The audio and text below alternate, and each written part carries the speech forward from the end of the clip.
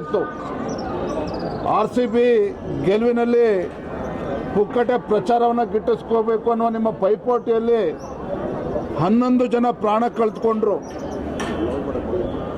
ಮುಖ್ಯಮಂತ್ರಿಗಳು ನೇರವಾಗಿ ಹೊಣೆಯನ್ನು ಹೊರಬೇಕಾಗಿತ್ತು. DK ಶಿವಕುಮಾರ್ ಅವರು ಹೊಣೆಯನ್ನು ತೆಗೆದುಕೊಳ್ಬೇಕಾಗಿತ್ತು. ಆದರೆ ಅಮಾಯಕ ಪೊಲೀಸ್ ಅಧಿಕಾರಿಗಳನ್ನು ಬಲಿ ಕೊಟ್ಟು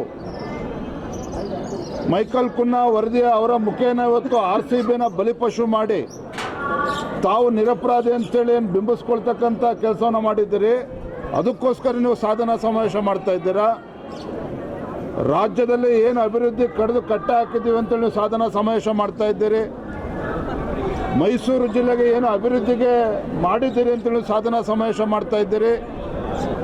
ಹಾಗಾಗಿ ಸಾಧನಾ ಸಮಾವೇಶ ರಾಜ್ಯದ ಮುಖ್ಯಮಂತ್ರಿಗಳು ಸಿದ್ದರಾಮಯ್ಯನವರು ಸಾಧನೆ ಮಾಡಿದ್ದೇವೆ ಅಂತೇಳಿ ಅಲ್ಲ, ರಾಜ್ಯದಲ್ಲಿ ಅಭಿವೃದ್ಧಿ ಮಾಡಿದ್ದೇವೆ ಅಂತೇಳಿ ಸಾಧನಾ ಸಮಾವೇಶ ಮಾಡ್ತಾ ಇಲ್ಲ.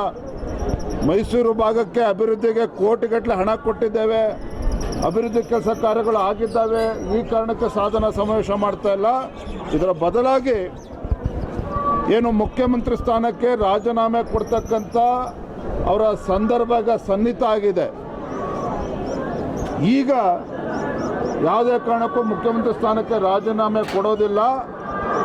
ಹಾಗಾಗಿ ಸಾಧನಾ ಸಮಾವೇಶ ಮುಖೇನ ಕಾಂಗ್ರೆಸ್ ಹೈಕಮಾಂಡ್ಗೆ ಬೆದರಿಸ್ತಕ್ಕಂಥ ಒಂದು ಷಡ್ಯಂತ್ರ ಇದರಿಂದಿದೆ.